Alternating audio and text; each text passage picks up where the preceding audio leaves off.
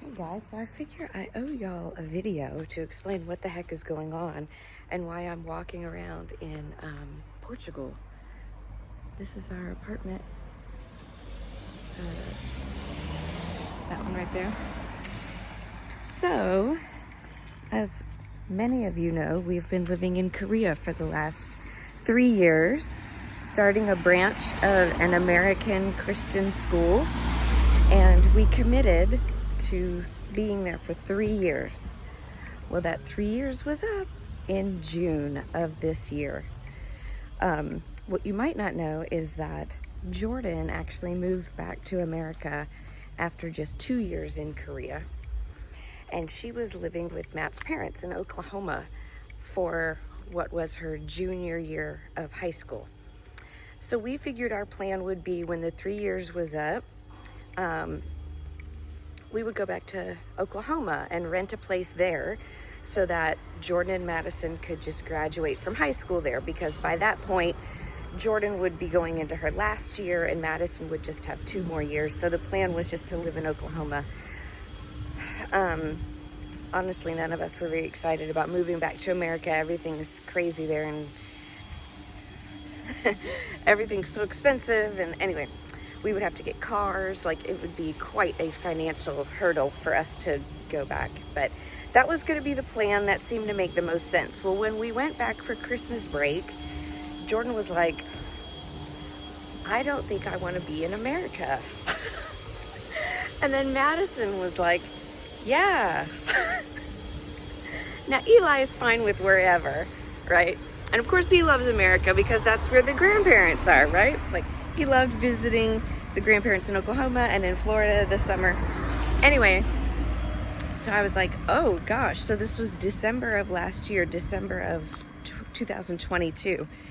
And we had looked at rental houses there in Oklahoma and stuff. You know, we were going to keep Jordan in her school district. But, you know, we already weren't excited about moving back to America. I was doing it mostly for the girls, but then the girls were like, we don't really want to come back to America. So I was like, holy cow. So I said, Jordan, what kind of colleges? Why don't you do some searches on colleges? Tell me what kind of colleges you're looking at. Well, she landed at, not for any important reasons, just because she thought they were pretty, but Ireland and Amsterdam. So then I was like, well, if you're thinking of Europe for college, why don't we just move to Europe? Because, you know. So I Googled safe and affordable places to live in Europe, and up pops Portugal. Like, I think the number one, potentially, of safe and affordable places to live in Europe. And then as I started researching that, I'm like, well, how hard is it to get a visa? Well, they had just started in October of 2022, a visa called a digital nomad visa, and it's for remote employees. So if you can prove you have a remote job that allows you to live anywhere, and you prove you make enough, you know, a certain amount to sustain yourself, then you and your family can get this digital nomads visa. Well, this was December at the time. This is still Christmas break that I'm doing these searches. So Matt and I talked about it, and we were both going to have to find jobs anyway, because our jobs were ending in June. Well, fast forward a few months, he gets a remote IT job with Young Life, amazing Christian company. It's been an amazing experience for him so far. He has to leave Korea a little early to get started because it's easier to do the training on the American time zone. So he actually left Korea around April timeframe. Went back and stayed with Jordan and his parents for that time. And until the rest of us joined in June. After he got that job, I started from Korea doing the whole visa process. And so that was us going to there's an embassy, Portugal embassy in Seoul. The woman there, amazing. I mean, she step by step explained what we needed to do, completely advocated for us if there were questions. So I got the whole visa process completed actually from Korea, because Korea was considered our country of residence. And when you do a visa process, there's your citizenship country and there's your residential country. And we are citizens of America, but residents of Korea. So that allowed me to get our visas from Korea.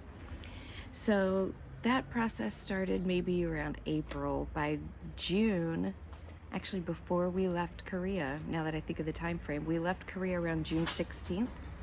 And I think I'm sitting on someone's porch. We left Korea around June 16th.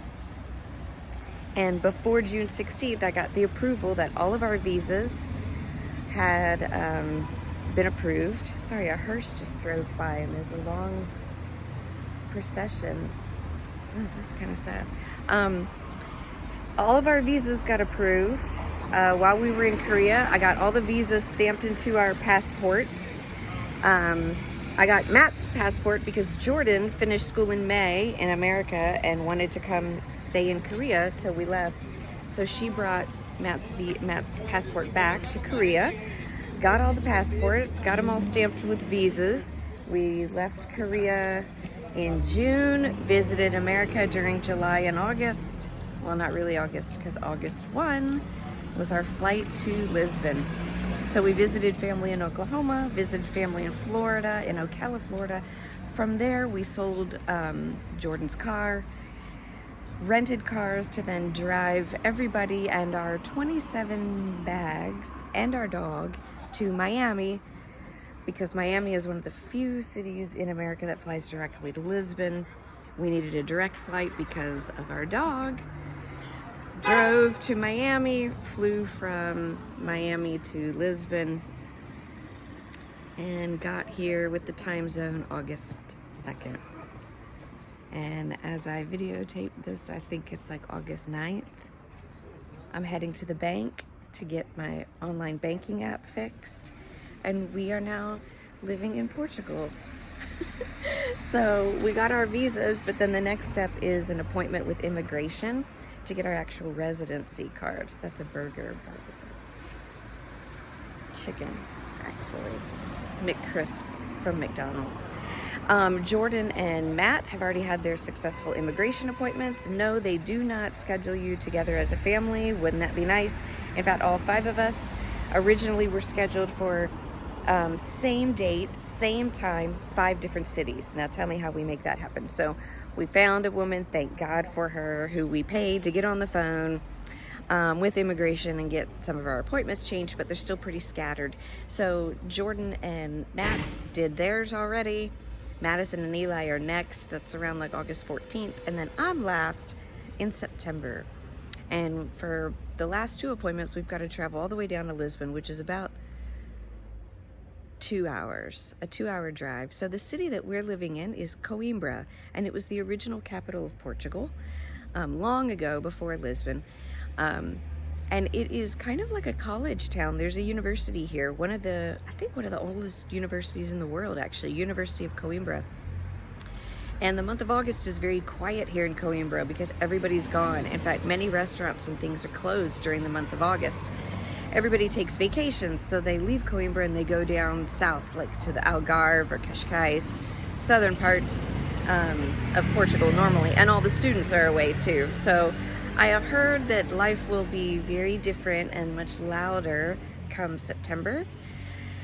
But that is the latest, and we don't have any exit plan on leaving here. In fact, after 5 years of being a resident here, you have to know a certain level of Portuguese, which we're trying to learn, but you have an opportunity to get citizenship, and you can do dual citizenship, so we don't have to give away our American citizenship.